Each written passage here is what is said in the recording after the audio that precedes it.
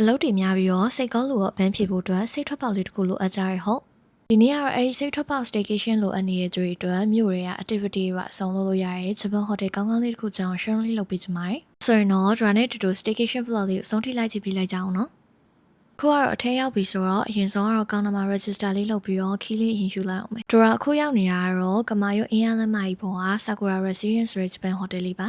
lobby ရဲကိုဝင်လိုက်တာနဲ့ဒီ hotel 5 ကာရောငါနဲ့ key ကိုက်လောက်တယ်ဆိုတဲ့ခန်းစားချက်ကောင်းကောင်းလေးမျိုးရတယ်။အကြိုက်ဆုံးချက်ကတော့ဒီမှာလာနေတဲ့သူတွေအတွက် activity အများကြီးလုပ်လို့ရတာပဲ။အခုကတော့ Dora နေမဲ့ပေတင်ကိုရောက်ပြီဆိုတော့အခန်းထဲမှာပျက်စီးလေးအရင်သွားချလိုက်အောင်မယ်။ Dora ကတော့ one bedroom အခန်းလေးယူထားပါတယ်။ Sakura ကိုသဘောကျတဲ့အချက်ထဲမှာတော့အခန်းတိုင်းမှာ kitchen ပါတာပဲ။ပြီးတော့ချက်ပြုတ်ဖို့အတွက်လိုအပ်တဲ့အသုံးဆောင်တွေလည်းအစုံပေးထားတာဆိုတော့ကိုယ်တိုင်ချက်စားခြင်းတဲ့သူတွေအတွက်လည်းအရင်ဆင်ပြေတယ်။ခန်းထဲမှာမဟုတ်ဘူးတကောင်းဝနာမှာစားဒီလိုမျိုးလူတစ်ကိုယ်လုံးဝင်လို့ရတဲ့ view ယူထားပေးထားပါတယ်။ဒရာအခုယူထားတဲ့ one bedroom ကတော့လူ2ယောက်တက်တောင့်တက်တာနေလို့ရပြီးတော့ breakfast ပါ2ယောက်စားပါပါတယ်။အပြင်ဘက်မှာတော့ဒီချိန်ကတော့နေနေပူတယ်။ဒရာယူထားတဲ့အခန်းကတော့မျက်စောင်းထုံးမှာဆိုရင်တော့ရွှေတကုံဖျား view ပါမြင်ရပါတယ်။ပြင်ဘက် veranda လည်းပါတာဆိုတော့ပြင်မှာလေကောင်းလေတန်းရှူခြင်းတဲ့သူတွေအတွက်လည်းကွက်တီပဲ။လိုက်ကပိတ်လိုက်ရင်တော့ cozy vibe မျိုးလေးကိုရတယ်။အခုကတော့အခန်းထဲမှာဘာရှိသေးလဲဆိုတာဆက်ပြီးတော့ပြမယ်။ one bedroom အခန်းမှာတော့2ယောက်ရဲ့ကရင်တစ်လုံးရဲ့ TV ရဲ့ပြီးတော့ view လေးပါပါတယ်။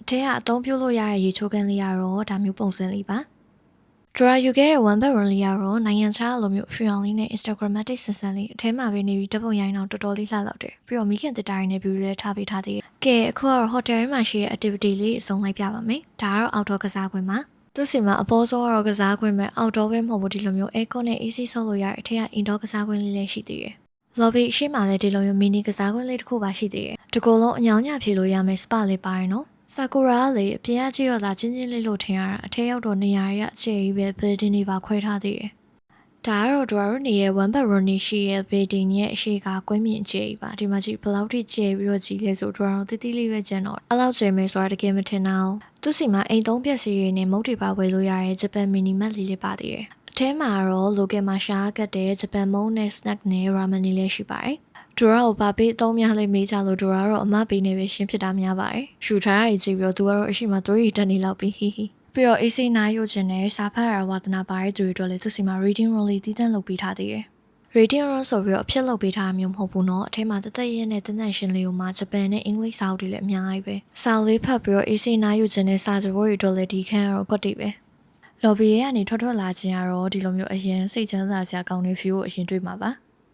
ဘိုက်ဆိုင်လည်းအပြင်ထွက်စားစရာမလိုဘူး swimming pool ဘေးမှာတီရီပြစ်စရာဆိုရဲ cafe and bar လေးရှိပါတယ်။သူ့ရဲ့ swimming view ကတော့အကြီးပဲအပေါ်ကနေကြည့်မယ်ဆိုရွှေကုံဖျား view နဲ့တက်ပဲ။ရှေကူရတာတော့ဒီမှာစိတ်ပန်းဖြေလို့အကောင်းဆုံး activity ပဲ။ထင်ရှုဖေနေရောအုံးဖေနေရောရှိရဆိုတော့သူ့ရဲ့ရေကူးကန်နာမှာထိုင်ရတဲ့ခန်းစားချက်ကလေးချောင်းသာရောငပလီကိုပြန်ရောက်သွားပြီးတော့ကန်းချီနာမှာအနားယူနေရတယ်လို့မျိုးခန်းစားချက်လေး။ restaurant swimming pool ရှိတဲ့မှာရှိရဆိုတော့ cocktail လေးတစ်ခွက်မှာပြီးတော့လေတဖြူနဲ့ရေကူးကန်နာမှာ easily chill လို့ကောင်းတဲ့ spot လေး။ညဘက်ဆိုရင်ဒီလိုမီးသီးလေးထုံးပြီးတော့ file လေးတစ်မျိုးချိန်သွားရဆိုတော့ကန်းချီနာလေတဖြူနဲ့ထိုင်လို့ကောင်းတဲ့ restaurant လေးတစ်ခုရောက်နေသလိုပဲ။ထိုရာတော့ aircon လေးနဲ့အထဲမှာပဲ AC ထိုင်ချင်တာဆိုတော့ညစာတော့အထဲမှာပဲထိုင်စားဖြစ်ခဲ့ပါတယ်။ဆိုင်လေးက file လေးကောင်းနေတော့ dinner ကိုတို့ညီမနေရော wine လေးပါတောက်ဖြစ်ခဲ့ကြသေးတယ်။ dinner စားခဲ့ရမှာတော့ဒီတွန်ပယ်ယာကီလေးရဲ့ပြီးတော့တို့စားခဲ့ ramen လေးလည်းမစိုးဘူးသဘောကျတယ်။စားခဲ့သမျှတွေမှာအကြိုက်ဆုံး10 out of 10ဆိုရင်တော့ Caesar salad လေးကိုအကြိုက်ဆုံးပဲ။ dessert ကတော့ brownie လေးစားဖြစ်ခဲ့ပါတယ်။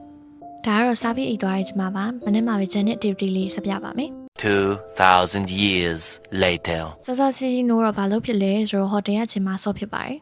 staycation မလိုက်ချင်ဘူးငါဂျင်ပြရမှာကြောက်တယ်ဆိုတဲ့တငယ်ချင်းတွေအတွက်ကတော့ကွက်တီပဲပျက်စီးတွေလည်းအစုံပဲကိုပိုင် private ဂျင်နဲ့ရောက်သွားသလိုတော့ခံစားရတယ်ပြီးတော့ကို sorry နေ့ပေါ်လိုက်ပြီးတော့ဂျင်ထဲမှာ yoga ရော boxing class တို့ပါ join လို့ရသေးတယ် workout လုပ်ပြီးသွားရင်လည်း AC ချွေးထုတ်ပြီးတော့အနားယူလို့ရတယ် sauna room လည်းရှိပါတယ်ပြောခဲ့ပါတယ် activity ရဲ့စုံနေအောင်ပါတာလို့ဒါကတော့ recreation room ပါဒီမှာကြည့်မသိရင်အနေထားကန်းချီနာပင်လေရှိရ breakfast wine လို့ပဲ breakfast ကတော့ western နဲ့ asian ဆိုပြီးရှိရမလို့ကိုယ်စိတ်ကြိုက်ရွေးပြီးတော့မှာလို့ရပါတယ်ဒိုရာကတော့ breakfast ကို onigiri set လေးမှာပြီးတော့စားဖြစ်ခဲ့ပါတယ်ကန်းချီမှာ breakfast စားနေရသလိုတော့ခံစားရတယ်ကိုယ့်ရဲ့ဆက်ပျက်စီးတွေအောင်အားသွင်းရသေးလေလူတွေလည်းစက်တီလိုပဲတစ်ခါလေကြာရင်အရာအလုံးရှက်တောင်းချလိုက်ပြီးတော့စိတ်ကောလူရောပန်းဖြေပြီးတော့တေချာလေးအားဖြည့်ဖို့အတွက်ဒီလိုမျိုး staycation လေးတစ်ခုကတော့လိုအပ်ပါတယ်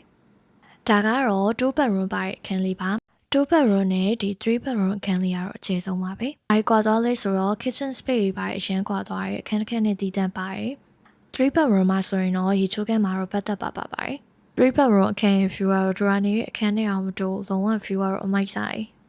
Sakura Resident မှာတော့ promotion package တွေကလာတိုင်းရှိရဆိုတော့ staycation အတွက်ကတော့အရင်ဆင်ပြေပါတယ်။အော်ပြီးတော့ TV ရောကြည့်ပြီးတော့ booking တင်တာနဲ့ဂျွန်လာထိ 20% cafe coupon မှာရအောင်ပါနော်။ဒါဆိုရင်တော့ Dry ဒီနေ့ vlog လေးကနှုတ်ဆက်ခဲ့လိုက်ပါတယ်။နောက် vlog မှာပြန်တွေ့ကြမယ်နော်။တတား